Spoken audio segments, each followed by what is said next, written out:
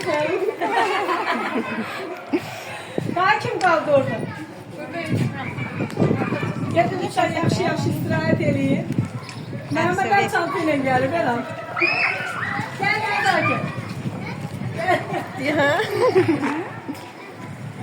Gidin lütfen yaxşı dincəlin gəlin. Ya yana bir milli içərisi bir fəaliyyətsiz qoyacağım. Bir-iki gün sonra görürsünüz, qrupa tapşırıqlar gəldi. Əsas kitabları adın müəllim. Məndən. Bəstədir.